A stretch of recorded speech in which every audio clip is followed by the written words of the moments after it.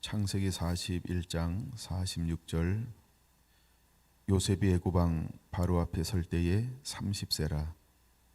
그가 바로 앞을 떠나 애굽 온 땅을 순찰하니. 아멘.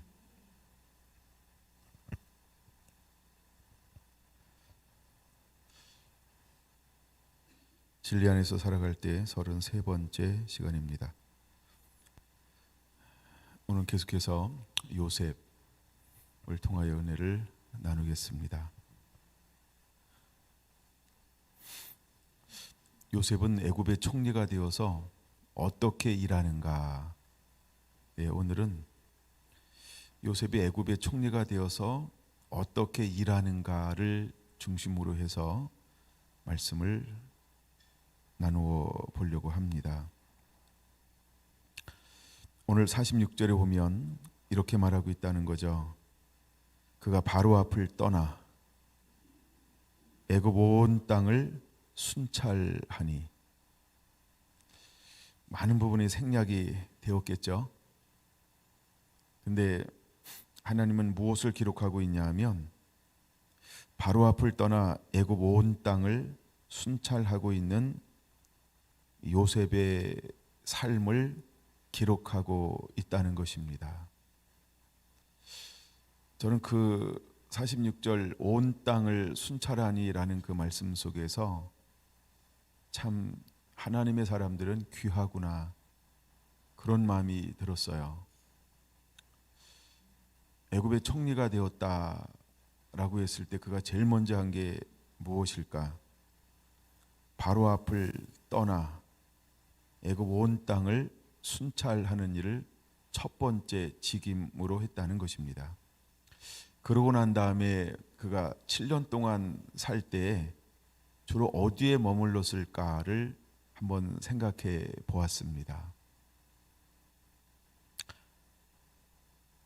이제 그는 애굽의 실정을 하나도 몰라요. 그 당시 우리는 이제 우리가 팔도라고 말하죠. 그런 것처럼 그 당시 애굽은 12주로 나눴어요.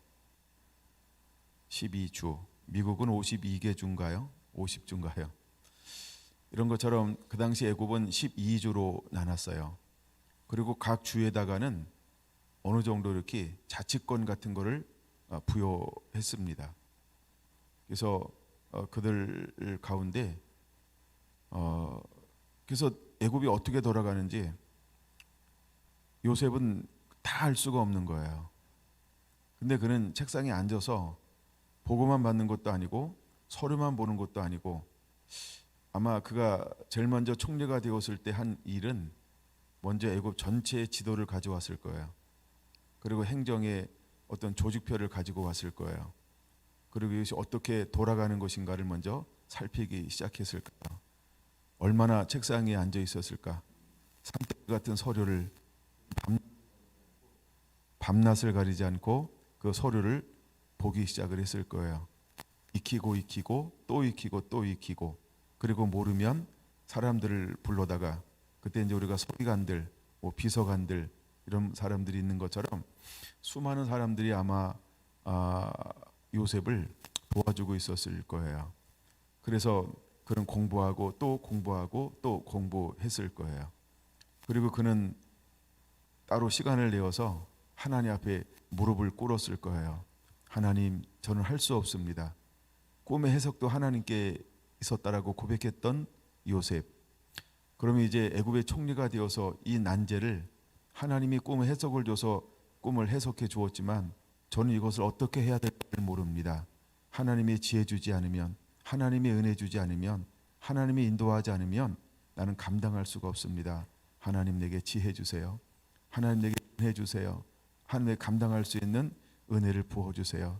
나는 할 수 없어요. 주님 아니면 나는 아무것도 할 수 없어요. 그는 어쩌면 매일매일 하나님 앞에 그 갈망을 가지고 그 몸부림치면서 하나님 앞에 그렇게 기도했을지도 몰라요. 그리고 그는 언제나 또다시 일어나서 이제 책상으로 나아가 또다시 애굽의 전 지도를 보면서 하나하나 조사하고 공부하기 시작했을 거예요. 이것을 어떻게 풀어갈 것인가, 이것을 어떻게 풀어갈 것인가 라고 말입니다. 얼마의 시간이 지났을까? 한 달이 지나고 2달이 지나고 어쩌면 3달이 지났는지도 몰라요. 하여간 얼마나 시간이 지났을까? 그는 드디어 바로 앞을 떠나 어디로 가기 시작하면 현장을 눈으로 보기 시작한다는 거예요. 현장에 나가서 실제 보고와 맞는가? 실제 사항은 어떤가? 실제로 백성들은 어떻게 사는가? 각 주는 어떻게 통치하는가? 어느 지방이 더 잘 사는가? 어느 지방이 더 농사가 잘 되는가? 어느 지방이 무엇이 잘 되는가를 철저하게 현장에 나가서 거기서 잠을 자면서 기속하면서 그는 거기서 실제를 살펴보았을 것입니다. 그리고 하나하나 메모하기 시작했을 거예요. 그리고 궁금한 것이 있으면 또 사람들을 불러서 이야기했을 거예요. 백성들은 어떻게 사느냐, 그 다음에 세금은 어떻게 걷느냐, 세금을 낼 때 얼마나 거치느냐, 그 총량은 얼마냐, 이것을 어떻게 관리하느냐, 이것을 관리하기 위해서 공무원들은 어떻게 일하는가, 체계는 어떻게 갖추어져 있는가를 아마 철저하게 살피기 시작했을 거예요. 그가 볼 수 있는 한, 아니 하나님이 지혜 주시는 것 안에서 그는 최대한도로 각 주를 다니면서 하나하나 발로 뛰기 시작했을 거라고 하는 것입니다. 바로 이것이 46절에 쑥 들어가 있는 거예요. 근데 이 46절 이것을 보따리를 쭉 바깥으로 뿜어내면 여기에는 경영학이 있고 경제학이 있어요. 그리고 사회학이 있어요. 그리고 정치가 있고 문화가 있어요. 그 안에서 하나하나 그것을 전부 끄집어내어서 이제 과연 이 풍년이 왔을 때 이것을 어떻게 예비하고 방비해야 될까?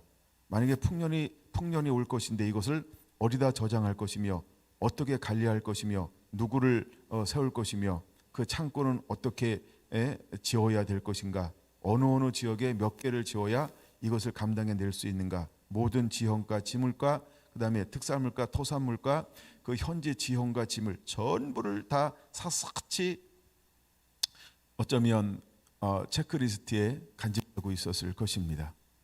그리고 그것을 마치고 난 다음에는 또 한 주를 또 옮겨서 다른 주에 가서 똑같이 그 땅이 좋은 땅인가, 물이 많은 땅인가, 나무가 많은 땅인가, 과연 그것은 특산품이 무엇인가, 여기서는 무슨 어떤 것이 잘 나는가, 그 다음에 여기서는 하나를 심었을 때 평상시 얼마를 거두었을까, 그 다음에 하나님께서 엄청난 풍년을 줄 것인데 이것을 어떻게 관리할 것인가, 동일한 방법으로 사람들을 어떻게 관리할 것인가, 이 모든 것들을 똑같이 발로 뛰면서 현장에서 조사했을 것이라는 것입니다. 여러분, 경영이라고 하는 것은 그렇게 쉽지 않아요. 사람들이 이제 앞으로 풍년이 몇 년이나 올 거예요? 7번이요. 자, 풍년이 7번 왔을 때 사람들이 어느 정도 배가 부르면 나태해질까요? 나태해 본 적이 없어서 잘 모르죠. 우리가 엄청난 풍년이 올 거예요. 감당할 수 없을 만큼 풍년이 올 거예요. 그때 이것을 어떻게 세금을 거둬야 될 것인가, 입법을 만들기 시작합니다. 입법을 만드는 거예요. 그리고 바로의 왕의 도장을 찍어서 12조로 이 전령을 파송해서 전부 전달하게 하는 것입니다. 그리고 풍년이 왔을 때 얼마를 거두라고 말하고 있습니까? 5분의 1을 거두어라고 말하고 있습니다. 그래서 5분의 1을 거두어서 전부 다 창고에다가 쌓아놓고 또 쌓아놓게 되었습니다. 이것에 대해서 47절은 이렇게 말합니다. 7회 풍년에 토지 소출이 심히 많은지라 라고 말합니다. 34절 바로께서는 또 이같이 행하사 나라 안에 감독관들을 두어 그 7회 풍년에 애굽 땅의 5분의 1을 거두되 그들로 장차올 풍년의 모든 곡물을 거두고 그 곡물을 바로의 손에 돌려 양식을 위하여 각 성읍에 쌓아두게 하소서. 이와 같이 그 곡물을 이 땅에 저장하여 애굽 땅에 임할 7해 흉년에 대비하시면 땅이 이 흉년으로 말미암아 망하지 아니하리이다. 이미 몇 프로를 거둬야 되는 거, 어떻게 정비하고 어떻게 저장해야 되는 거, 어떻게 관리해야 되는 것은 꿈을 해석할 때 이미 하나님께서 뭘 줬어요? 지혜를 줬어요. 총명을 줬어요. 분별력을 줬어요. 방법을 주었어요. 네. 그러나 그는 그것만 가지고 하지 않았다는 거예요. 어떻게 했다고요? 총리가 된 다음에 그 제일 먼저 한 게 뭐냐면 바로 앞을 떠나 애굽을 순찰하니라고 하면서 12주 전체를 전부 다 돌아보았다는 거예요. 그리고 일일이 그걸 챙겼다라고 하는 거예요. 이런 상관을 만나면 밑에 있는 사람들은 어떨까요? 굉장히 힘들겠죠. 똑똑하니까, 그리고 부지런하니까. 근데 환난을 딱 만나면 어떤 상관을 만난 걸 행복하게 여길까요? 예비한 사람, 준비된 사람, 지혜로운 사람, 부지런한 사람, 한 발 앞서간 사람, 예지의 능력이 있는 사람. 환난이 오면 진가가 드러나게 되어져 있어요. 근데 평범할 때는 몰라요. 힘든 거예요. 힘든 거예요. 그리고 풍년이 막 오잖아요. 풍년이. 아니 이렇게 좋은데, 아니 이미 쌓여놓은 것도 이렇게 많은데 1년을 쌓아놨어요. 이미 산이 10개씩 생겼어요. 2년째 또 산이 10개가 생겼어요. 예? 그 다음에 3년 또 산이 10개가 또 생겼어요. 아 이미 없었던 산이 30개면 됐지. 사람들은 이쯤 되면 안주하고 싶어 할 수도 있어요. 안주하고 싶어 할 수도 있어요. 없었던 산이 30개가 생겼다고 보세요. 근데 또다시 4년째 또 산이 10개가 더 생겼어요. 5년째 또 산이 10개가 더 생겼어요. 6년 때 또 산이 10개가 더 생겼어요. 야 이거 정말 이렇게 다 해야 돼? 야 만약에 그 다음에 7년이 아니고 8년째도 풍년이 들면 이거 어떡하려고? 이런 말 나왔을까요? 안 나왔을까요? 나왔을까요? 안 나왔을까요? 100% 나오게 되어져 있습니다. 사람은요 욕심이라고 하는 거를 아무도 못 말려요. 이거는 도시락 사장님도 못 말려요. 네? 이거는 김밥 싸가지고 되는 게 아니에요. 이거는 소풍 간다고 해결되어지는 게 아니에요. 욕심이라고 하는 것은 늘 가져갔다 가져와요. 이미 없었던 막 어마어마한 창고들이 도시마다, 그렇죠? 마을마다, 거리마다, 저 들녘마다 막 산 같은 창고들이 만들어졌잖아요. 그것도 5분의 1씩 거뒀어요. 5분의 1씩 거둬들였어요. 대단한 것을 거둬 드린 것입니다. 대단한 것을 거두어 드렸어요.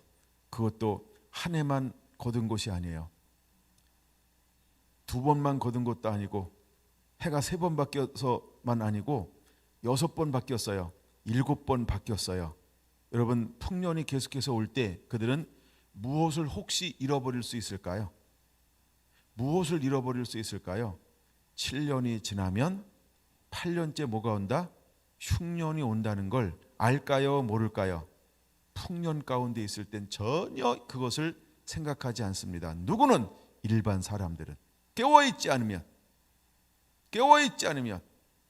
그러면 수많은 관리들이 요셉의 말을 들어야 되는데 관리들이 요셉의 말에 순수히만 따랐을까요? 그 중에 어떤 사람도 나왔을까요? 부정적인 사람들, 그렇죠?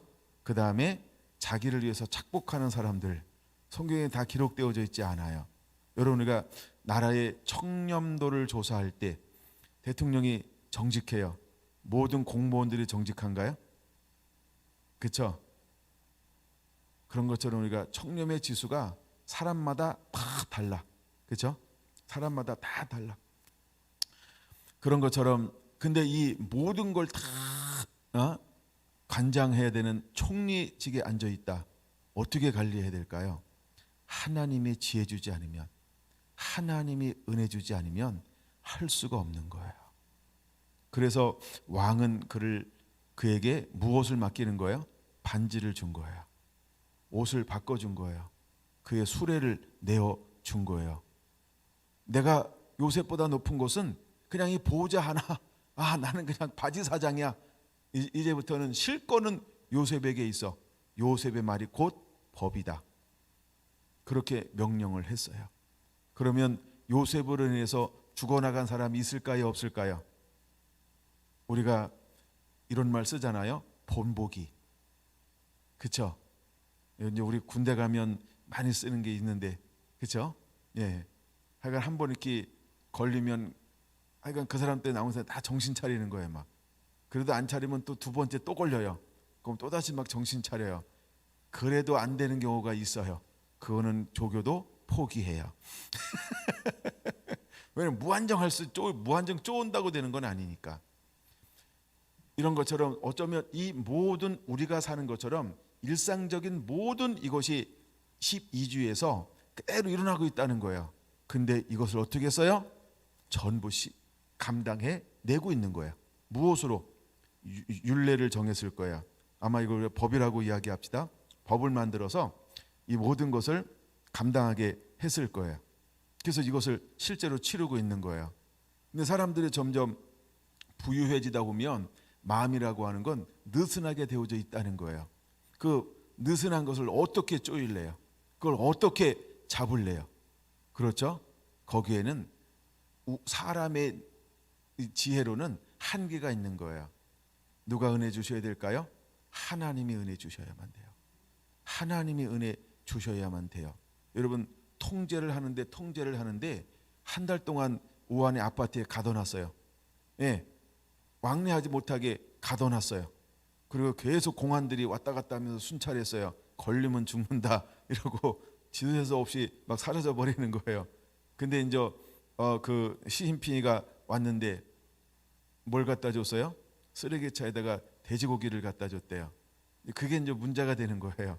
그래가지고 막 민심이 이반이 되기 시작하는 거예요. 그랬더니 누구 목을 쳤어요? 그 시를 간장하고 있는 시장인가? 예, 목을 쳤어요. 그 자리에서 잘랐다 이 말이에요. 그런 케이스가 나가는 거예요.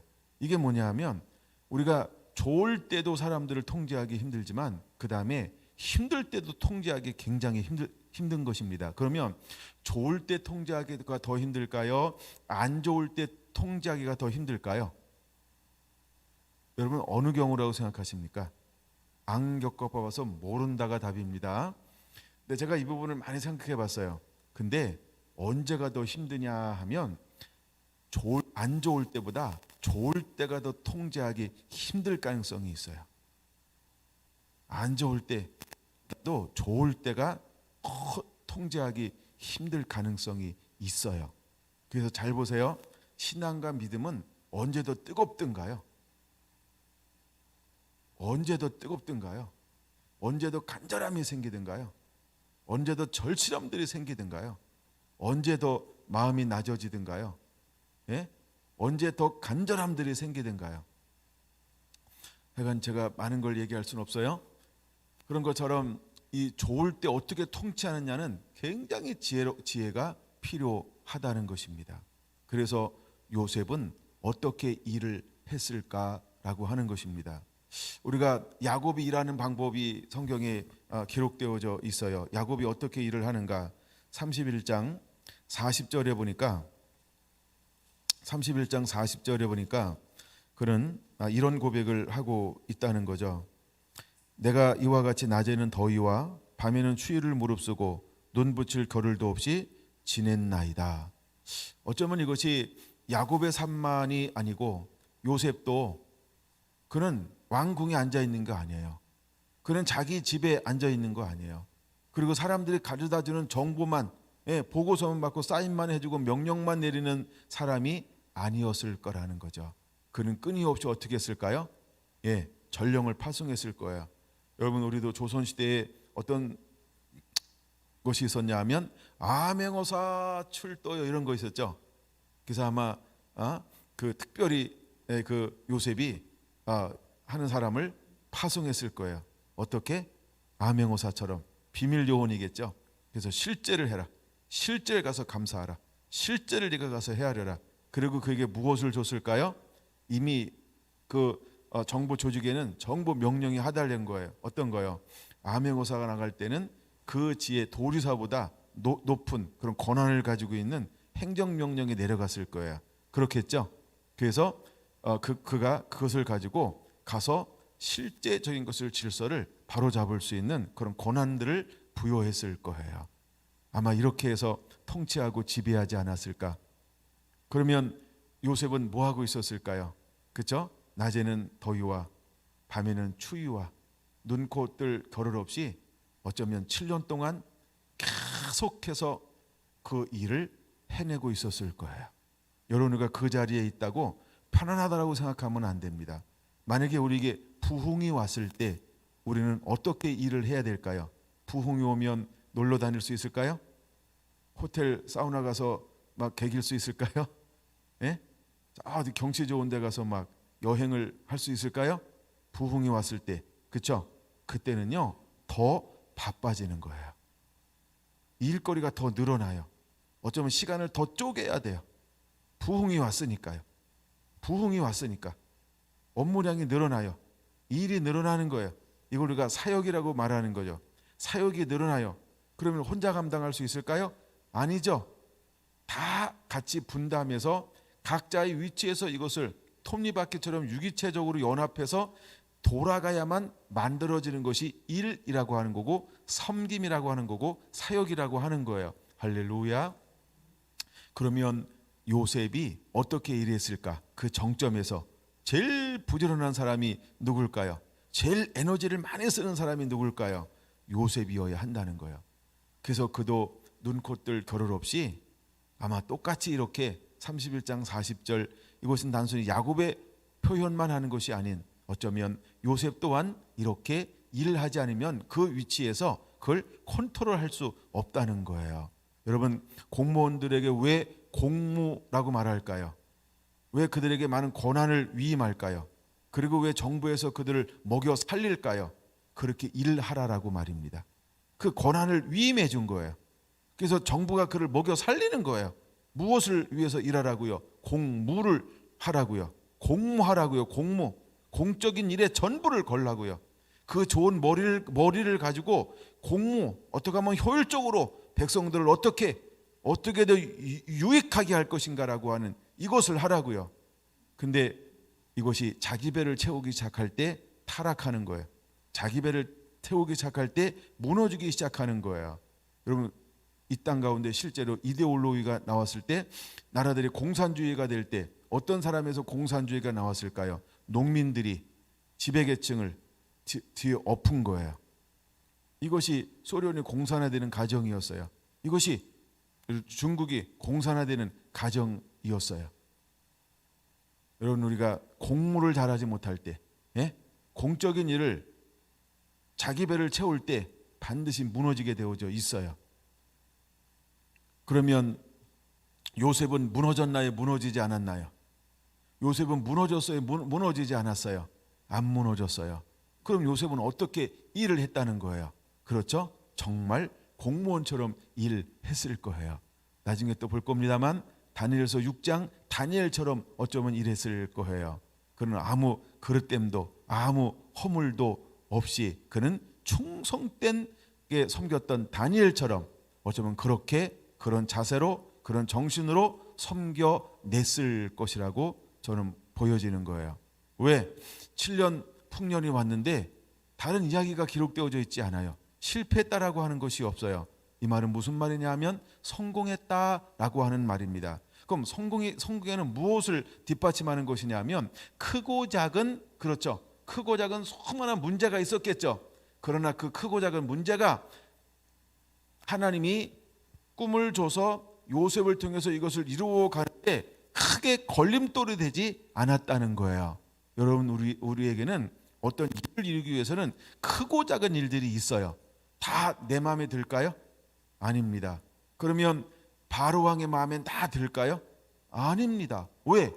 지금 이 일은요, 왕의 마음 비호를 맞추는 일이 아니라는 거예요. 그렇죠? 그 다음에 거기도 많은 위정자들이 있겠죠. 위정자, 최소한 12위정자가 있고 그 밑에 또 다른 위정자가 있고 막 수많은 위정자들이 있을 거 아니에요. 그렇죠? 우리가 보통 이렇게 말하잖아요. 지배계층 5%, 하여간 이런 계층들이 있을 거예요. 그렇죠? 근데 그들이 뭐하지 않았다? 동요하지 않았다는 거예요. 그들이 동요하지 않았다는 거예요. 그렇죠? 그들이 그 세력이 무너지지 않았다라고 하는 거예요. 여러분 그것을 잘 보아야 한다는 것입니다. 예. 근데 그래서 이것을 어떻게 감당했냐면 어쨌든 우리가 이것이 완벽하다고 생각하지 마세요. 완벽한 것은 당신 생각일 수 있어요. 우리는 때로 하나님이 일할 때 하나님은 완벽하게 처리해라 그런 걸 요구하지 않아요. 우리가 온전하게 하는 것이지. 예, 완벽한 게 아니라는 거예요. 우리가 그 기준을 바꿔야 됩니다. 가끔 어떤 사람들은 제가 약간 여러 가지 일을 하면서 느꼈던 것 중에 하나가 막 그런 거예요. 여러 가지 이야기가 나오면 그걸 한번 새롭게 해서 그걸 한번 이렇게 해주려고 하고 또 해주고 나면 늘 새로운 것 가지고 그래서 이게 사람의 한계로구나 그런 한계성들을 굉장히 많이 느끼기도 합니다. 내가 요셉이 이런 부분들을 그렇게 일을 처리하고 있는 거예요. 그 단어가 뭐냐 하면 바로 앞을 떠나 애굽을 순찰하니라 라는 그 단어 속에 저는 다 들어가 있다라고 보는 것입니다. 만약에 하나님이 우리를 그렇게 세웠다 그러면 우리가 경영학을 배우지 않았는데 하나님의 신의 감동됨을 통해서 무엇을 부어주든가요? 지혜를 부어주고 명철을 부어줄 거예요. 그래서 배운 것 가지고 하는 것이 아니고 물론 배운 것이 도움이 되겠죠? 그러나 배운 것을 가지고 하는 것이 아니고 하나님이 근본적인 것을 부어줘야 돼요. 할렐루야. 하나님이 근본적인 것을 부어주어야 하는 거예요. 그래서 요셉은 하나님을 복의 근원으로 삼고 한 발 앞으로 나아간 사람이라는 거예요. 여러분 우리는 누구를 근원으로 삼아야 될까요? 하나님을 근원으로 삼으세요. 요셉은 누구를 바라봤을까요? 하나님만 바라본 사람이 요셉이었다라고 하는 거예요. 여러분 야곱이 일할 때 야곱은 누구를 복의 근원으로 바라봤나요? 하나님을 복의 근원으로 바라보았다라고 하는 것입니다. 이삭은 누구를 복의 근원으로 바라보았나요? 여러분 이삭이 창세기 26장 12절에서 13절 그 해에 농사지어서 100배를 거두었더라. 그리고 창대하게 크고 왕성케 하고 마침내 거부가 되었는데 소도느라고 양도 때를 이루었다라고 하는 것입니다. 여러분 거기 제가 100배로 거둘 때 그냥 있으면 100배 되는 거 아니라고 분명히 말씀드렸죠? 하나님이 그에게 뭐라고 말씀하고 있을까요? 28절 29절에 보니까 너는 여호와께 복을 받은 자니라. 할렐루야. 아비멜렉이 말하는 거예요. 블레셋의 왕 아비멜렉이 28절에 26장 복을 받은 자니라 라고 말하고 있는 거예요. 그러니까 이게 뭐예요? 하나님이 함께하는 사람, 이것을 누가 보고 있는 거예요? 이미 내 주변에 있는 사람들이 보고 하나님의 신이 함께하니까 하나님이 어떻게 하더라? 형통케 하더라. 이것을 여기서 어떤 단어로 쓰는 거예요? 하나님이 그와 함께함을 통해서 복을 받게 하더라. 복을 받게 하더라. 복을 받게 하더라. 할렐루야. 할렐루야. 근데 보디발 집에 갔습니다. 그 다음에 감옥에 내려갔습니다. 근데 하나님이 그와 함께함을 통해서 어떻게 됐다고 말하고 있습니까? 형통하게 된지라. 형통하게 된지라. 하나님이 요셉을 위하여 복을 내리웠더라. 형통하게 했더라. 할렐루야. 이제 요셉이 이 풍년을 다스리는데 하나님이 어떤 은혜를 부어준 걸까요? 그렇죠. 요셉을 위하여라고 하는 말은 하나님이 이스라엘을 위하여라는 말인 것입니다. 하나님이 이제는 이 풍년이 지나고 흉년이 올 것인데 어디에도 풍년이 왔을까요? 어디에도 나중에 흉년이 올까요? 그렇죠. 온 땅이라고 말하고 있어요. 그 온 땅이라고 말하는 성경은 두 땅을 지역하고 있는데 하나는 애굽 땅, 하나는 가나안 땅, 두 땅을 지역하고 있다는 거예요. 그러면 그들 가운데 하나님이 지금 요셉을 위하여라고 하는 말은 누구를 위하여? 이스라엘을 위하여라고 하는 말이라고 하는 거예요. 거기 지금 하나님 단순히 풍년을 주는 게 아닙니다. 여기에는 놀라운 하나님의 구속적 섭리가 있다는 것을 우리가 이것을 기억해야 돼요. 왜? 이미 이것은 기록된 것이니까.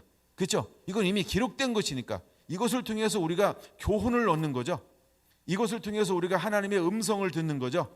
우리가 이것을 통해서 하나님이 어떤 분인지를 배우는 거죠. 이미 이것은 기록된 거예요. 이미 이것은 종결 끝난 거예요.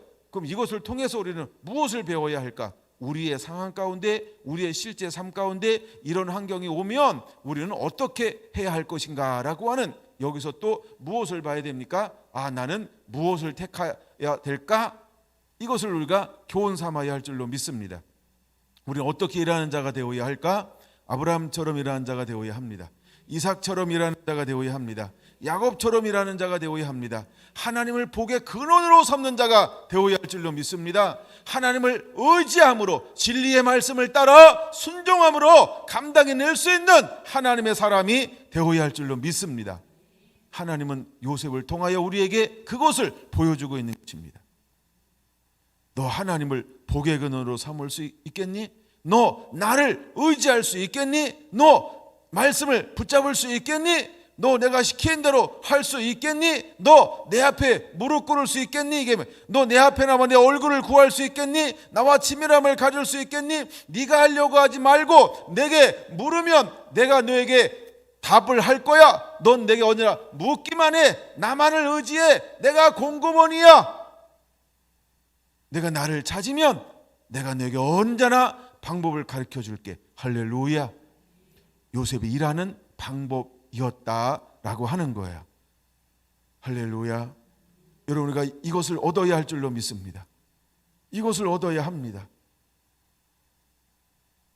그래서 하나님은 하나님의 영을 그에게 부어주는 거예요. 영을 부어줬다, 이 말을 여러분 가볍게 여기지 않아야 됩니다. 그럼 영이 임했다라고 하는 의미가 뭔지 아세요? 영이 임했다라고 하는 것은 뭐냐면, 영은 누구랑 교통하게 돼 있어요? 하나님과요. 영은 누구 것을 가지고 우리에게 알려줄까요? 이제 요한복음 14장, 15장, 16장에 보면 예수님에게 있는 것을 가지고 우리에게 알리겠음이니라. 그렇죠? 그럼 영이 하는 일이 뭘까요? 하나님에게 있는 것을 우리에게 연결해 주는 거죠. 우리에게 알려주는 거죠. 우리에게 가르쳐 주는 것이죠. 그러므로 우리가 영이 있다라고 하는 것은 뭐냐 하면 하나님을 의지하는 거예요. 하나님을 신뢰하는 거예요. 하나님을 바라보는 거예요. 하나님의 얼굴을 구하는 거예요. 이 삶을 살았던 사람이 누구일까? 요셉이었다는 거예요. 이것이 야곱이었다는 거예요. 이게 이삭의 삶이었다라고 하는 거예요. 여러분, 창세기 13장 한번 볼까요? 창세기 13장에 보니까 뭐라고 말씀하고 있냐 하면, 자, 이제 둘이 다 복을 받았어요. 근데 이제 롯이 그를 떠나가야 하는 일이 생겼어요. 그래서 드디어 그가 떠나가는 장면이 기록되어져 있어요. 9절 한번 보겠습니다. 9절, 13장 9절 시작. 내 앞에 온 땅이 있지 아니하냐. 나를 떠나라. 내가 자하면 나는 우하고 내가 우하면 나는 자하리라. 할렐루야, 할렐루야. 예, 놀라운 말씀이죠. 놀라운 말씀이죠. 그럼 아브라함에게는 무엇이 있기 때문에 롯에게 우선권, 그는 복의 근원 대신 하나님을 붙잡은 거예요. 그는 눈에 보이는 걸 잡는 게 아니에요. 그는 뻔한 걸 잡는 게 아니고, 의지하는 게 아니고, 그의 의지의 대상, 그의 신뢰의 대상은 언제나 누구라고 하는 거예요? 하나님이라는 거예요. 그는요, 하나님을 자신의 복의 근원으로 삼았다라고 하는 거예요. 그래서 그가 먼저 할 수 있도록 배려해 주는 거예요. 근데 롯과 아브라함의 차이가 뭔지 아세요? 롯은 보이는 것을 택하여 가는 겁니다. 롯은 보이는 것을 택하여 가는 거예요. 근데 지금 풍년이 오는 것은 보이는 거예요? 보이지 않는 거예요? 이미 꿈속에 보여줬지만 이것을 만들어 가야 된다는 거예요. 그렇죠? 이것은 창의적 영역이라고 하는 거예요. 하나님께서 얼마나 복을 줄지 몰라요. 그렇죠? 그러니까 이것을 어떻게 만들어 갈 것인가, 이미 한 번 경험 가지고 되는 것이 아니라는 거예요. 그렇죠? 매년마다 매 순간마다 창고를 어디다 지어야 될 것인가, 예? 그다음에 어떻게 이것을 관리할 것인가, 어떻게 이 곡물을 관리할 수 있는 집을 지어야 할 것인가. 그냥 아무렇게나 쑥 집어넣었다 그러면 나중에 썩으면 어떡하려고요? 하나님이 꿈을 줘서 하는 거니까, 하나님의 축복받아서 하는 거니까 썩지 않을까요? 그렇게 생각하면 굉장히 오해입니다. 우리가 관리하지 않으면 축복도 뭐 할 수 있다? 손상될 수 있다는 걸 반드시 깨달아야 돼요. 그래서 매 순간순간마다 하나하나 요셉이 해야 될 일이 뭘까요? 하나님을 의지하는 거예요. 그렇죠? 그러면 그 명령을 내리면 그 애굽 시대에 뭐가 있을까요? 그 시대의 최고의 기술, 그렇죠? 그런 걸 전부 갖다 쓰는 거예요. 그러면서 그 기술 위에 무엇을 더하는 거예요? 그때 주시는 하나님의 지혜, 그때 주시는 하나님의 명철, 그때 주시는 하나님의 분별력을 이용해서 그것 좋은데 거기에다가 이렇게 한번 하세요. 누가? 그렇죠? 감동을 줄 때 하나의 오더를 더 내리는 것이죠. 그래서 최고로 관리가 잘 될 수 있도록 우리가 해인사에 가보면 그 팔만대장경이 그 세월이 지나도 그렇죠? 그 부패되지 이렇게 썩지 않도록 뭘 이렇게 다 이렇게 과학적인 기술로 이 바람이 소통되도록 흐름을 타도록 만들어놨죠. 예, 습기가 차지 않고 그 다음에 그것이 물 먹지 않고 건조할 수 있도록 썩지 않도록 그게 그 시대의 굉장한 기술이었다는 거죠.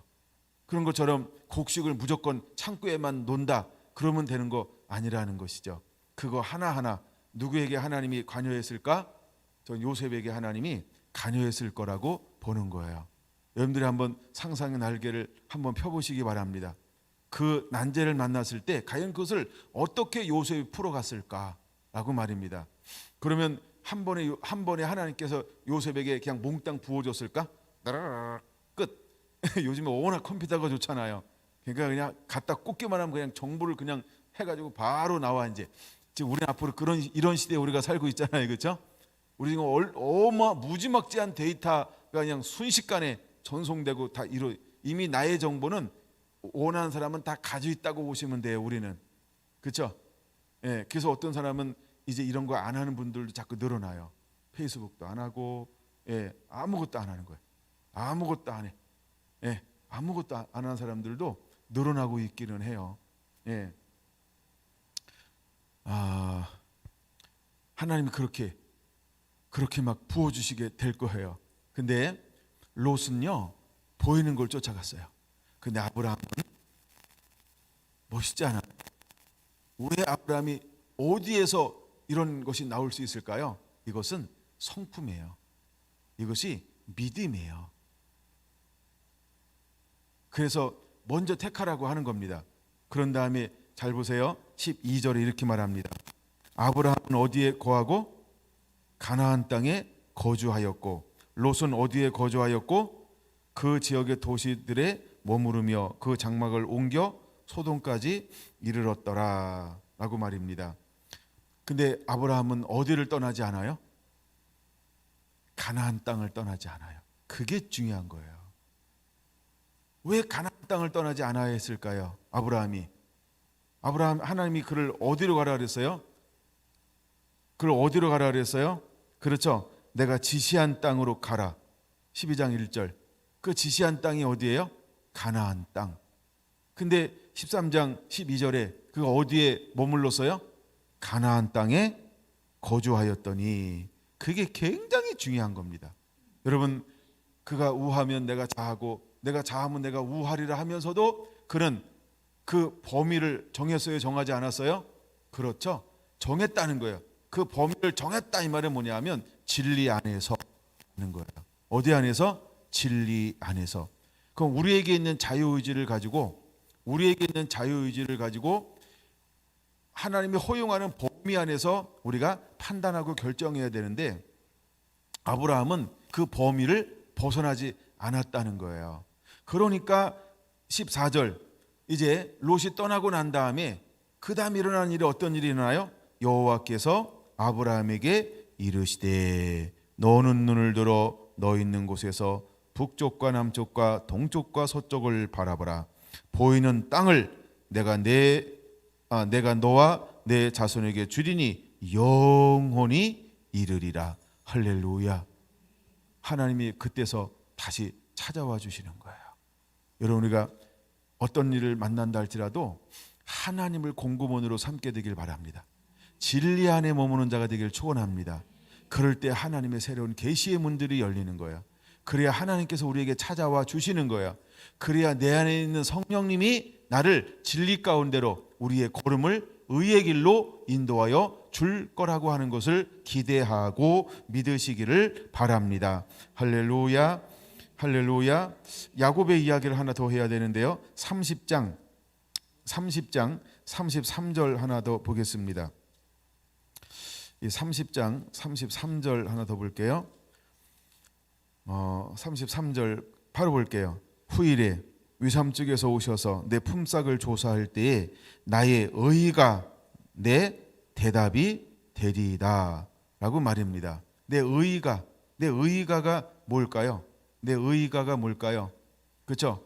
나의 정직이라고 하는 거예요. 그게 나의 섬김이라고 하는 거예요. 그게 나의 섬김이라고 하는 거예요.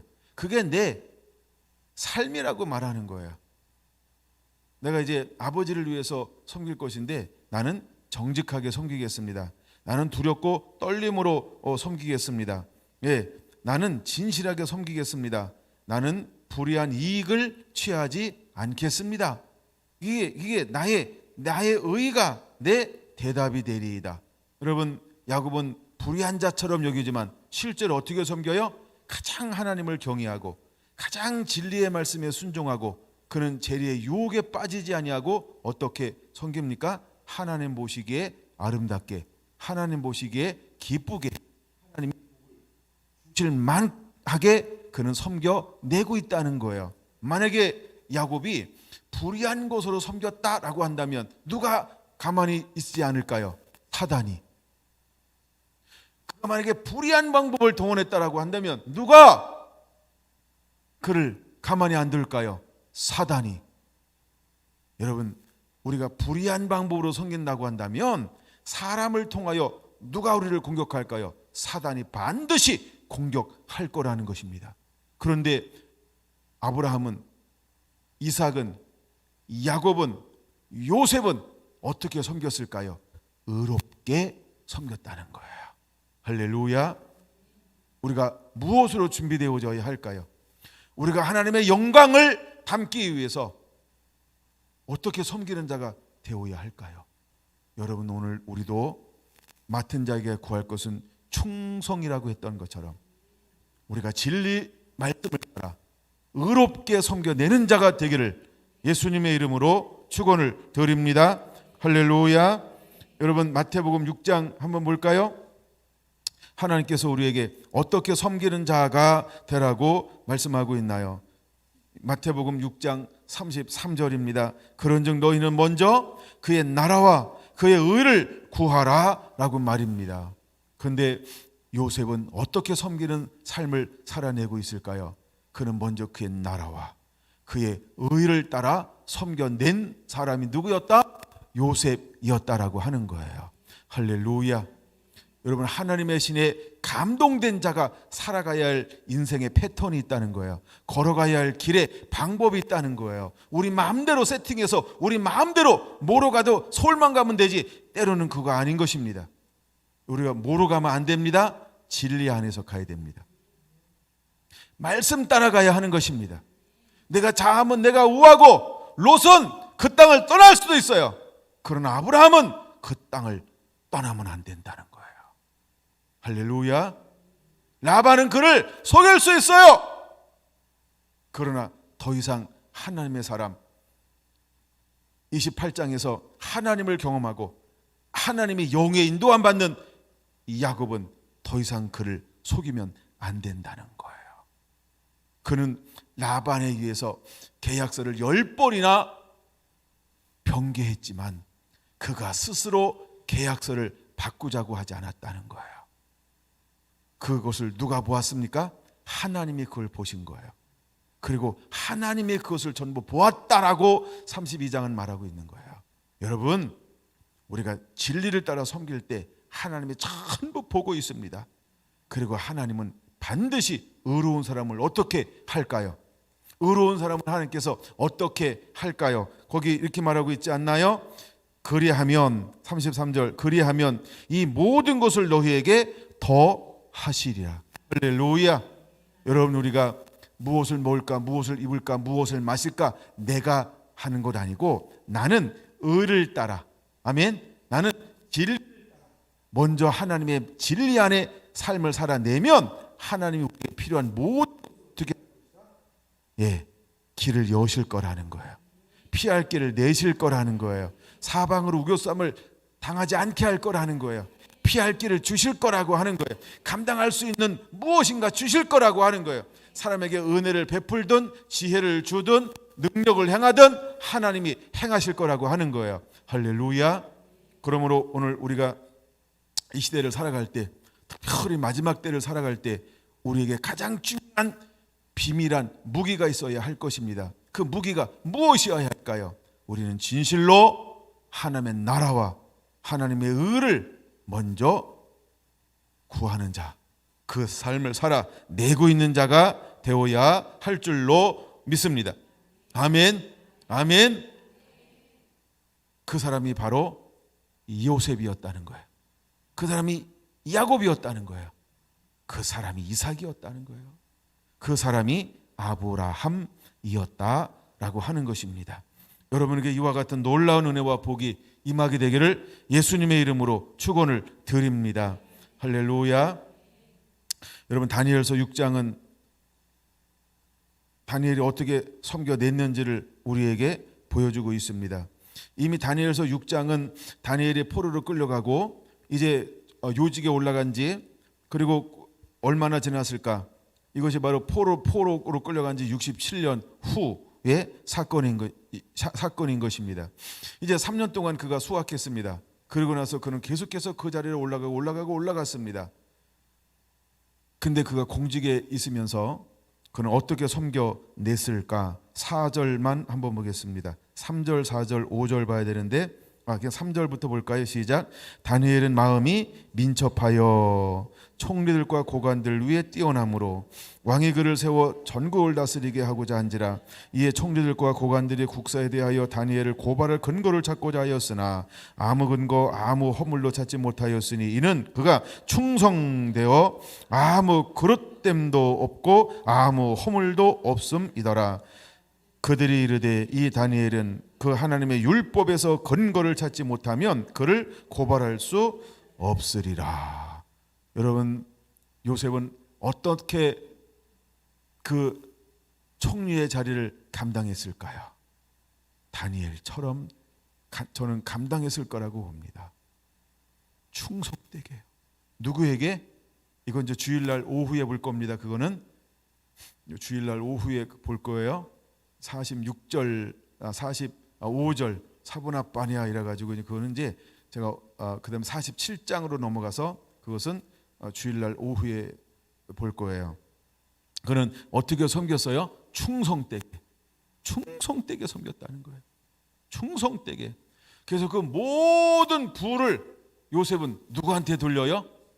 바로 왕에게. 그 단어가 굉장히 중요한 단어예요. 예. 근데 다니엘도 어떻게 섬겨요? 충성되게 섬기는 거예요. 충성되게 섬겨요. 그렇게 섬기는데 그 고위직에 그렇게 60년 이상 있었는데 그 고위직에 60년 이상 있었는데 어때요? 그릇됨도 없고 허물이 없다는 거예요. 그릇됨도 없고 허물이 없다는 거예요. 근데 보세요. 그는 이미 성령을 받은 지 몇 년이 지났어요? 60년이 지나갔어요. 거의 70년이 돼가고 있어요. 근데도 불구하고 그는 여전히 무엇을 유지하고 있어요? 몸이 성전된 삶을 살고 있어요. 하나님의 신에 여전히 감동된 삶을 살고 있다는 거예요. 여러분, 오늘 우리에게 주는 교훈이 있어야 할 줄로 믿습니다. 오늘 이 시대에 주는 교훈이 있어야 할 줄로 믿습니다. 경험만 가지고 안 된다 그랬어요? 나 신학교 가기 전에 은혜 받았지, 성령 받았지, 그것 가지고 안 됩니다. 나 몇 년 전에 받았지, 그것 가지고 안 됩니다. 지금 내 삶이 성령의 전이어야 할 줄로 믿습니다. 실제 지금 임재가 있어야 합니다. 지금 임재가 있어야 합니다. 지금 살아있는 것이 있어야 합니다. 옛 경험 가지고 안 됩니다. 마태복음 7장은 그냥 기록하고 있는 것이 아니에요. 주여 주여 한다고, 선자 노릇한다고, 귀신 쫓아낸다고, 병 고친다고 아닙니다. 불법을 행할 수도 있습니다. 하나님의 뜻은 성령이 아니고서야 어찌 하나님의 일을 우리가 해야 할 수 있습니까? 그러므로 우리는 매일매일마다 성령 앞에 성령의 충만함 입어야 합니다. 그리고 주님 앞에 무릎 꿇어야 합니다. 정말 주님 앞에 나아가는 자가 되어야 할 줄로 믿습니다. 그런 것 가지고 그것 아니고는 아무것도 할 수 없어요. 그래서 3절에 이렇게 말하는 거 아닙니까? 다니엘은 마음이 민첩하여 라고 말입니다. 이 말이 무슨 말입니까? 아니 또 하나님의 영이 감동함을 입었다라는 거예요. 마음이 민첩하다라고 하는 것은 아니 또 하나님의 영으로 충만하다, 성령의 인도함을 받고 있다라고 하는 것입니다. 여러분, 우리가 이런 삶을 살아내게 되기를 예수님의 이름으로 축원을 드립니다. 보세요. 5장 14절. 여전히 그는 어떤 사람이었어요?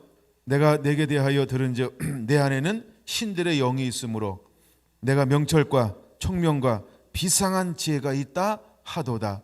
여러분, 이제 우리가 무엇을 그렇게 사모해야 할까요? 우리가 하나님의 신에 감동된 자가 되어야 할 줄로 믿습니다. 할렐루야. 11절 다니엘서 5장 11절 보세요. 왕의 나라에 거룩한 신들의 영이 있는 사람이 있으니 곧 왕의 부친 때에 있던 자로서 명철과 청명과 지혜가 신들의 지혜와 같은 자니이다. 왕의 부친 느부갓네살 왕이 그를 세워 박수와 술객과 갈대와 술사와 점쟁이의 어른을 삼으셨으니 왕이 베드사살이라 이름하는 이 다니엘은 같이 읽을까요? 마음이 민첩하고 지식과 청명이 있어 능히 꿈을 해석하며 은밀한 말을 밝히며 의문을 풀 수 있나이다. 아멘. 여러분, 이제 우리가 이런 하나님의 사람들이 되기를 원합니다. 우리가 시대가 급박하면 급박할수록 마지막 때가 되면 될수록 우리는 이와 같은 은혜들이 우리 가운데 부어져야 할 줄로 믿습니다. 난 우리 성결한 성도들이 이와 같은 사람으로 소문나게 되기 원합니다. 드러나게 되기를 원합니다. 여러분, 때가 되면 드러나야 하는 것입니다. 그러므로 드러나게 되기를 예수님의 이름으로 축원을 드립니다. 그 정도 볼까요? 그 다음에 빌립보서. 여러분, 우리가 어떻게 일하는 자가 되어야 할까? 우리가 어떻게 일하는 자가 되어야 할까? 빌립보서 2장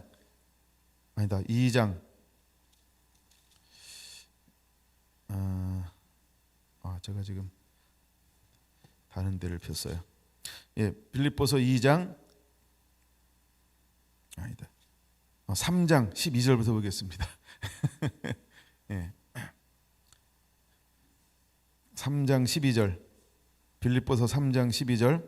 내가 이미 얻었다 함도 아니요 온전히 이루었다 함도 아니라 오직 내가 그리스도 예수께 잡힌 바 된 그것을 잡으려고 달려가노라. 보세요. 이미 요셉은 꿈을 꾸는 자였어요. 보디발 가정에서 10년 동안 그는 어떤 사람이었어요? 승승장구, 하나님이 함께함을 통해서 형통하고 복을 받는 사람이었어요. 그리고 3년 동안 감옥에서 어떤 삶을 살았어요? 그렇죠. 그거 전부 관장하는 삶을 무흠하게 섬겨내고 있었어요. 근데 그는 무엇을 바라보지 않아요? 그 13년을 바라보지 않아요. 또다시 그가 바로 앞을 떠나 애굽을 순찰하더니 그의 삶의 중심에는 어떤 중심이 있는 거예요? 그렇죠. 현장에 나가 있어요. 전부를 다해서 섬기는 거예요. 그는 안주하지 않아요. 그는 다른 잔머리를 쓰지 않아요. 그는 하나님께 기도하고 하나님의 마음을 주는 그대로 온 땅을 순찰하면서 자기에게 주어진 것을 충성을 다하여 감당해내는 무엇을 가지고 있어요? 그릇이요. 이것이 성품이라는 거예요. 이게 선택이라고 하는 거예요. 그냥 내가 이제 총리에 있으니까 그러고 끝나지 않는다는 거예요. 그럼 무엇을 선택했어요? 길을 선택했다는 거예요. 그래서 내가 이미 얻었담도 아니요 온전히 이루었담도 아니라, 그럼 무엇을 위해서 달려가는 삶을 선택했어요? 오직 내가 그리스도 예수께 잡힌 바 된 그것을 잡으려고 달려가는 것을 선택한 사람이 사도 바울처럼 요셉도 이것을 선택했다는 거예요. 그럼 오늘 사는 저와 여러분들은 우리가 무엇을 선택하는 자가 되어야 할까요? 여러분들도 달려가는 자가 되기를. 할렐루야. 표대를 향하여 14절 표대를 향하여 그리스도 예수 안에서 하나님 위에서 부르심의 상을 위하여 달려가는 자가 되기를 예수님의 이름으로 축원을 드립니다. 할렐루야. 이것이 우리의 삶이고 이것이 우리의 고백이 되어야 할 줄로 믿습니다. 이것이 사도 바울의 고백이었고 이것이 요셉의 삶이었다는 것입니다. 저는 요한계시록 3장을 보면서 이런 생각을 한번 해봅니다. 우리가 어떻게 섬겨내는 자가 되어야 할까? 요한계시록 3장 7절, 빌라델피아 교회가 소개가 되어져 있습니다. 빌라델피아 교회 3장 7절, 빌라델피아 교회 사자에게 편지하라. 거룩하고 진실하사 다윗의 열쇠를 가진 이가 가지시니 곧 열면 닫을 사람이 없고 닫으면 열 사람이 없는 그가 이르시되 볼지어다 내가 내 앞에 열린 문을 두었을 때 능히 닫을 사람이 없으리라. 내가 내 행위를 아노니 내가 작은 능력을 가지고도 내 말을 지키며 내 이름을 배반하지 아니하였도다. 빌라델피아 교회는 작은 능력을 가진 교회였다는 거예요. 작은 능력을 가진 교회였어요. 근데 그 능력의 작은 것을 가지고 어떻게 했습니까? 내 말을 지키며, 할렐루야, 그는 진리를 따라가는 교회였다는 거예요. 배반하지 아니하고 어긋난 길로 가지 아니하고 다른 길로 가지 아니하고 그는 진리를 따라가는 교회가 빌라델비아 교회였다는 거예요. 빌라델비아라고 하는 교회의 뜻은 작은 에덴이라는 의미도 있습니다. 여러분, 그 교회는 누가 와서 그에게 축복의 말씀을 선포하고 있습니까? 거룩하고 진실하사 다윗의 열쇠를 가진 이가 빌라델비아 교회를 찾아와서 축복을 선포하고 있는 것을 볼 수 있습니다. 다윗의 열쇠를 가지고 있는 그가 와서 그러면 그에게 무엇을 주고 있습니까? 다윗의 열쇠를 주고 있다는 거예요. 내가 닫으면 열 사람이 없고 내가 열면 닫을 사람이 없는 그 놀라운 권세를 그에게 지금 부어주고 있어요. 그리고 빌라델피아 교회는 어떤 교회였습니까? 열린 하늘의 문을 가지고 있는 교회. 할렐루야. 이제 여러분, 우리에게 하늘의 문이 열리게 되기를 예수님의 이름으로 축원합니다. 예수님의 이름으로 축원합니다. 요셉은 어떤 삶을 살아가고 있는 걸까요? 열린 하늘의 문을 가진 사람이 요셉이었다는 것입니다. 열린 하늘의 문을 가진 사람이 야곱이었어요. 이삭이었어요. 아브라함이었어요. 그럼 오늘날도 하나님은 어떤 사람을 통해서 일하기를 원할까요? 빌라델피아 교회처럼 열린 하늘의 문을 가지고 있는 그런 하나님의 사람들이 되어야 할 줄로 믿습니다. 우리가 다윗의 열쇠를 가지니 열면 닫으리가 없고 닫으면 열 사람이 없다라고 할 때 기억나는 게 하나 있죠. 신앙 고백했을 때 하나님은 베드로에게 11제자에게 뭐라고 선포했습니까? 그렇죠? 내 반석의 교회를 세우리니 하면서 내가 닫으면 내가 열면이라고 하는 다윗의 열쇠를 그 신앙 고백하는 그 위에 부어주었다라고 하는 겁니다. 그럼 하나님께서 오늘 성결한 성도 한 분 한 분들에게 무엇을 주기 원할까요? 우리가 진리를 따라 살아갈 때, 그렇죠? 우리가 진리에 견고하게 섰을 때 하나님은 우리에게도 다윗의 열쇠를 주실 거라는 것입니다. 여러분에게 열린 하늘의 문이 있는 자가 되기를 예수님의 이름으로 축원을 드립니다. 할렐루야, 할렐루야. 여러분, 빌라델비아 교회는요, 하나님의 말씀을 지키는 교회였다는 것입니다. 어떻게 지켰습니까? 10절에 보니까 나의 인내의 말씀을 지켰은지라고 말하고 있습니다. 그러니까 빌라델피아 교회에게 하나님께서 무엇을 면제하겠다라고 말씀하고 있어요? 내가 또한 너를 지켜 시험의 때를 면하게 하리니 이는 장차 온 세상에 임하여 땅에 거하는 자들을 시험할 때라. 할렐루야. 여러분, 시험의 때를 면하는 교회가 있습니다. 어떤 교회입니까? 빌라델피아 교회. 작은 능력을 가지고도 진리를 따라갈 때, 할렐루야. 여러분, 성결한 성도 한 분 한 분들이 이렇게 작은 능력을 가지고도 진리의 말씀을 인내함으로 지켜내서 천국의 열쇠를 가지고 이기는 자가 되기를 축원합니다. 근데 그 12절, 이기는 자에게 하나님께서 무엇이 되겠다라고 말씀하고 있나요? 무엇이 되겠다라고 말씀하고 있나요? 12절 시작. 이기는 자는 내 하나님 성전의 기둥이 되게 하리라. 할렐루야. 하나님이 그를 성전의 기둥이 되게 하겠다라고 말씀하고 있습니다. 여러분, 기둥은 누가 될 수 있는 걸까요? 진리의 말씀을 따라 살아낸 사람이 기둥이 될 수 있는 것입니다. 그러므로 성결한 성도들이 이와 같은 삶을 살아내기를 예수님의 이름으로 축원을 드립니다. 할렐루야. 여러분, 출애굽기 18장을 한번 보겠습니다.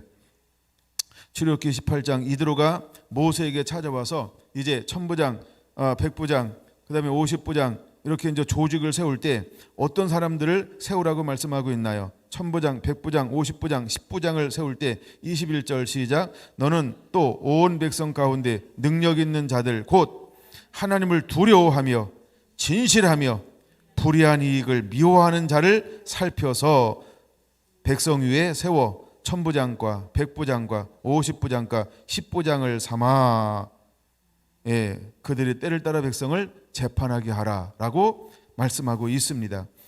어떤 사람을 세우라고 말하고 있습니까? 능력 있는 사람을 세우라고 말하고 있습니다. 그럼 여기서 말하는 능력이라고 하는 것은 무엇일까? 크게 세 가지를 말하죠. 첫째, 하나님을 두려워할 줄 알아야 합니다. 둘째, 진실한 자가 되어야 합니다. 셋째, 불의한 이익을 미워하는 자가 되어야 한다는 것입니다. 그럼 능력이라고 하는 자는 뭐예요? 하나님을 두려워한다는 게 뭘까요? 하나님을 경외할 줄 아는 자가 되어야 합니다. 우리 안에 하나님의 경외함이 있습니까? 우리 안에 하나님의 경외함이 있습니까? 그러면 내가 어떤 것을 만난다 할지라도 내가 있는 삶의 처소에서 예배자의 삶을 살 것입니다. 내가 어떤 환경을 만난다 할지라도 하나님을 두려워하면 그는 예배의 삶을 살 것입니다. 그렇죠? 이제 여러분 우리가 오프라인 속에서 온라인 속에서 우리가 예배하는 자, 이 사람들은 하나님을 경외하는 자 외에는 없습니다.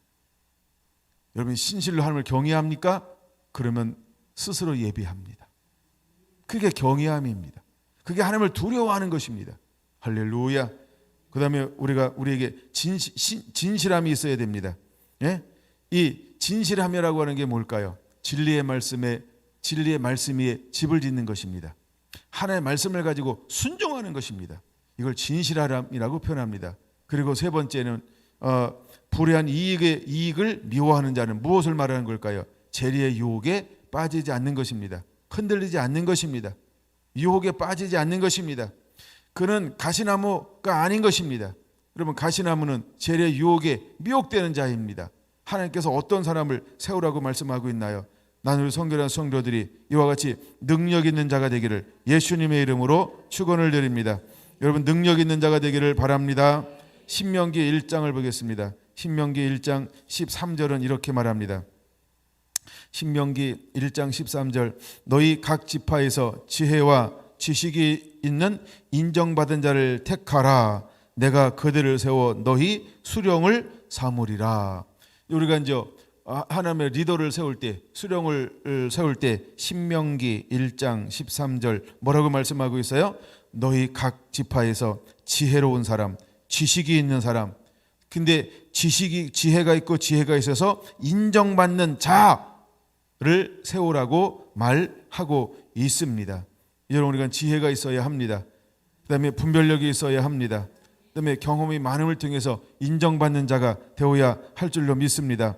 바로 신약으로 넘어가서 여러분 사도행전 6장에는 이제 이 일을 맡기는데 어떤 사람들을 세워서 맡기라고 말하고 있나요? 사도행전 6장 3절 형제들아 너희 가운데 성령과 지혜가 충만하여 칭찬받는 사람 7을 택하라. 우리가 이 일을 그들에게 맡기고 라고 말하고 있습니다. 그럼 우리는 어떻게 준비된 자가 되어야 할까요? 우리는 어떤 사람이 되어야 할까요? 우리는 어떤 사람이 되어야 할까요? 성령으로 충만한 자가 되어야 합니다. 성령으로 충만하면 권능이 나타납니다. 그 다음에 지혜롭고 충만해야 됩니다. 지혜는 하나님의 말씀으로 가득 차 있는 사람, 말씀이 충만하다는 것입니다. 믿음이 충만하다는 것입니다. 그 다음에 그리고 칭찬받는 자이어야. 칭찬받는 게 뭐예요? 삶의 열매가 있는 사람을 말하는 것입니다. 삶을 살아가는 거, 인정받는 자, 이게 뭐예요? 아까 신명기 1장 13절 인정받는 자, 이게 뭐예요? 삶을 살아내고 있는 자를 말하고 있는 것입니다. 그런데 요셉은 삶을 살아내고 있는 자였다는 것입니다. 그런데 여러분 6장 3절보다 더 중요한 것이 있습니다. 더 중요한 것이 있습니다. 그것이 무엇일까? 그 세 가지 이후에 이제 오늘 이 시대에 쓰임 받기를 원하는 사람들은 무엇을 겸비한 자가 되어야 할까요? 그 다음 절입니다. 우리는 그 다음 절을 굉장히 중요시 여겨야 하는 것입니다. 그러니까 3절은 기본인 것입니다. 3절은 기본인 것입니다. 그거는 사도들이 하는 일이 아닙니다. 사도는 세 가지가 기본 위에다가 무엇을 가지고 있는 사람이었습니까? 첫째 뭐였습니까? 우리는 오로지 기도하는 일에 전무하리라. 두 번째 말씀 사역에 전무하리라. 할렐루야. 그럼 여러분, 우리는 성령과 지혜가 충만하여 칭찬받는 삶을 살고 있으면서 뭐에 전무하는 자가 되어야 할까요? 기도하는 일에 전무해야 합니다. 하나님의 얼굴을 구하는 것입니다. 여러분, 하나님의 얼굴을 구하는 거, 이거 좀 지난번 안 나눈 부분이 하나 있어서 제가 계속 그걸 나누고 싶은 마음이 계속 일어나요. 근데 오늘은 시간이 지금 좀 더 나눌 게 있어서 안 돼. 나중에라도 하여간 꼭 그 가르쳐 드릴게요. 예. 그 다음에 우리가 하나님의 얼굴을 구하는 자가 되어야 돼. 기도하는 자가 되어야 하는 것입니다. 중보하는 자가 되어야 하는 것입니다. 품어내는 자가 되어야 하는 것입니다. 여호와로 쉬지 못하게 하는 자가 되어야 하는 것입니다. 할렐루야. 이게 기도하는 자라는 거예요. 두 번째, 말씀 사역에 전무하리라. 말씀 사역에 전무하리라. 이게 무슨 말일까요? 일어나 빛을 발하라, 이것입니다. 일어나 빛을 발하는 것입니다. 그럴 때 어떤 결과가 맺어졌습니까? 7절이 맺어지는 겁니다. 하나의 말씀이 점점 왕성하여 예루살렘에 있는 제자의 수가 더 심히 많아지고 허다한 세상의 무리도 이 도에 복종하니라. 할렐루야. 이제 여러분, 이렇게 급작스럽게 나라에 환란이 왔을 때 우리가 어떤 사람으로 무장하고 있어야 될까? 여러분, 3절로 4절로 무장하고 있어야 할 줄로 믿습니다. 만약에 우리가 3절로 4절로 무장하고 있지 아니하면 쓰임 받을 수가 없어요. 하나님은 매 시대마다 누구를 쓸까요? 준비된 사람을 쓰는 겁니다. 준비된 사람을 쓰는 겁니다. 할렐루야. 그러므로 우리는 일상 평화시에 무엇을 하고 있어야 될까요? 준비하고 있어야 된다는 거예요. 하나님이 제게 처음에 성령을 받았을 때 여러 가지 꿈을 줬는데 그 중에 하나가 어떤 꿈을 보여줬냐 하면 내 의자를 찾아라, 이런 명령이 떨어졌어요. 그러한 다음에 그것을 쭉 이제 보여주고 난 다음에 숲속으로 들어갔어요. 거기는 수많은 군인들이 야영을 하고 있었어요. 왜 야영을 하고 있는가라고 하나님이 환상 가운데 보여줬는데 무엇을 하라고? 준비하라고, 예비하라고. 지금은 준비할 때라고. 준비할 때라고. 여러분, 전쟁이 일어나지 않을 때는 무엇을 해야 할까요? 정비하는 겁니다. 그리고 계속해서 훈련하는 거예요. 준비하고 있어야 되는 거예요.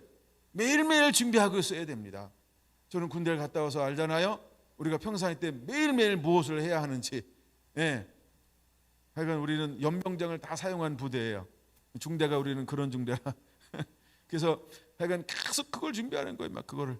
근데 그것이 쉽지 않은 일이지만 그걸 쉼없이 반복합니다. 끊임없이 반복해요. 오전에 밥 먹고 나가서 이제 연병장에다가 무기를 깔아놓고 그걸 계속 연습합니다. 점심 먹고 와서 또 다시 오후 내내 그걸 반복해서 연습합니다. 예, 그거 하다가 오는 거예요. 근데 전쟁이 언제 터질지 모르니까 유사시가 되면 그걸 다 그 직무를 그 감당을 다 해내야 되니까.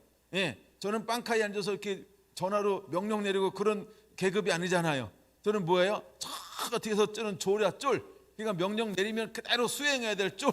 그럼 뭐가 준비가 돼 있어야 돼요? 명령이 떨어지면 떨어진 따지지도 않고 뭐예요? 쏘라면 쏴야 돼. 그게 준비되어져 있는 거예요. 여러분, 우리가 그렇게 준비되어져 있는 자가 되기를 원합니다. 할렐루야. 그래야 주님이 쓰실 수 있는 거예요. 생각이 복잡하면 못 써요.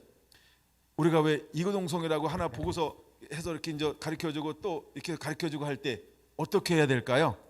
그대로 해야 되는데 자기 생각이 가운데 사람 들어가잖아요. 그럼 자기 생각에 집어넣고 맨 마지막에 어느 설명할 때 맞힐 수 있을까요? 없을까요? 그렇죠? 섞일수록 못 맞히는 거예요. 섞일수록 못 맞춰요. 섞일수록. 근데 어떤 사람이 맞힐 수 있을까요? 그냥 아무 생각 없는 겁니다. 하는 모션 보고 그대로, 그렇죠? 그대로 나도 하는 거예요. 그대로. 근데 이게 이 사람 내가 생각할 때 이걸 잘 모르는데 이건 어떤 거야? 자기가 생각해가지고 모습을 바꾸잖아요. 그러면 가면 갈수록 변질이 돼요. 하나님은 어떤 사람을 준비하고 예비할까요? 그대로 그려낼 수 있는 사람. 네? 난 여러분이 세상에서 똑똑하지 않게 되기 원합니다. 스스로 지럽다고 여기지 않는 자가 되기 원합니다. 난 여러분들이 겉들이 되기를 원합니다. 하나님께서 겉들을 쓰시고 사용하신 이유가 뭐라고요? 이는 아무 육체로 자랑하지 않게 하려 함이니라. 할렐루야. 하나님이 그런 사람들을 찾는 거예요. 그래서 오늘 이 시대에는 우리가 무엇으로 겸비하고 있어야 될까? 이제 세 가지 이외에, 세 가지가 뭐예요?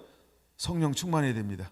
지혜로 충만해야 됩니다. 그리고 인정받는 자, 삶을 살아내고 있어야 됩니다. 거기에 뭘 더하라고요? 기도하는 일과 전무하시고 그다음에 말씀 전하는데 일어나 빛을 발하는 것에 전무하는 자가 되어야 할 줄로 믿습니다. 하나님이 그 사람을 통해서 하나님이 일 하시는 것입니다. 난 여러분들이 그런 자가 되기를 예수님의 이름으로 축원을 드립니다. 이사야 61장을 보겠습니다. 이사야 61장 1절에서 4절 하나님이 성령의 기름 부음을 부어줍니다. 1절에서 3절. 그런 다음에 기름 부음을 부어준 사람을 통해서 무엇하기를 원하실까요? 이사야 61장 4절 같이 봅니다. 그들은 오래 항폐하였던 곳을 다시 쌓을 것이며 옛부터 무너진 곳을 다시 일으킬 것이며 항폐한 성읍 곧 대대로 무너져 있던 것들을 중수할 것이며 외인은 서서 너희 양떼를 칠 것이요 이방 사람들은 너희 농부와 포도원 지기가 될 것이나 아멘. 예, 너희는 오직 여호와의 제사장이라 일컬음을 받게 될 것이다. 여러분 이제 하나님 우리에게 성령을 부어주는 이유가 있습니다. 무엇을 위해서 이렇게 마음이 상한 자를 고치고 포로된 자를 자유케 하고 갇힌 자를 눈멀게 하고 이런 일을 하는 이유가 무엇일까요? 이것은 바로 사절 때문에 하라는 것입니다. 이제 하나님은 이 시대에 어떤 사람들을 일으키기를 원할까요? 사절의 사람들을 일으키기를 원한다는 것입니다. 하나님이 요셉을 앞서 보냈던 이유가 무엇일까? 이 길을 놓는 자가 되는 것입니다. 이 길을 연결해 가는 것입니다. 그러므로 이제 우리 오래 항폐한 것들을 다시 쌓기 위해서 앞에 것을 준비된 자가 되기를 예수님으로 축원합니다. 무너졌던 길을 다시 수축하기 위해서 길을 놓을 수 있는 준비가 내 삶 가운데서 온전히 이루어진 그 사람이 되기를 예수님의 이름으로 축원을 드립니다. 할렐루야, 할렐루야. 66장을 보겠습니다. 66장 2절 한번 볼까요? 나 여호와가 말하노라 내 손이 모든 것을 지었으므로 그들이 생겼느니라. 무릇 마음이 가난하고 심령에 통회하며 내 마음을 듣고 떠는 그 사람은 내게 돌보려니와. 할렐루야. 이제 어떤 사람이 되어야 할까요? 첫째, 마음이 가난한 자가 되어야 합니다. 둘째, 심령에 통회하는 자가 되어야 합니다. 셋째, 하나님의 말씀을 듣고 떠오는 자가 되어야 할 줄로 믿습니다. 여러분 이렇게 준비되었습니까? 여러분 이렇게 준비가 되었습니까? 이제 하나님은 이런 사람을 찾고 있는 것입니다. 뭐 여러 가지를 더 보고 싶습니다만 하나만 더 보고 말씀을 마쳐야 될 것 같아요. 아가서 4장으로 보겠습니다. 아가서 4장으로 우리가 어떤 사람이 되어져야 할까? 아가서 4장 12절에서 15절까지 보려고 합니다. 내 누이 내 신부는 잠근 동산이여 덮으는 물이여 봉한 샘이로구나. 이제 우리는 이것을 겸비한 자로 준비되어져야 할 줄로 믿습니다. 우리가 어떻게 일하는 자가 되어야 할까? 여러분 우리 안에 숨겨진 에덴 동산이 있어야 합니다. 숨겨진 샘이 있어야 합니다. 숨겨진 우물이 있어야 합니다. 때가 되면 이것이 하늘 드러낼 것입니다. 그 다음에 두 번째 13절에서 14절은 무엇을 말하고 있는 걸까요? 성품입니다. 이것이 바로 예수 그리스도의 향기를 머금은 사람입니다. 우리가 어떤 향기를 품고 있어야 될까요? 내게서 나는 것은 성려나무와 각종 아름다운 가수와 고메라와 나도풀과 나도와 보능화와 창포와 개소와 각종 유황목과 모략과 침향과 모든 귀한 향품이요 라고 말하고 있는 것처럼 이제 우리는 이 성품으로 무장한 자가 되어야 할 줄로 믿습니다. 할렐루야. 그럴 때 15절이 감당할 수 있어요. 너는 동산의 샘이여 생수의 우물이여 레바논에서부터 흐르는 시내로구나 라고 말입니다. 여러분 이제 우리는 이렇게 겸비한 자가 되어야 할 줄로 믿습니다. 결론입니다. 우리가 어떻게 일하는 자가 되어야 할까? 하나님을 공급원으로 삼는 자가 되기를 축원합니다. 하나님을 공급원으로 삼는 자가 되기를 축원합니다. 이제 하나님을 공급원으로 삼는다 이것은 주일날 오후에 이어서 나눌 겁니다. 그래서 우리는 하나님을 공급원으로 삼는 자가 되어야 합니다. 여러분 요셉은 어떻게 섬겨냈을까?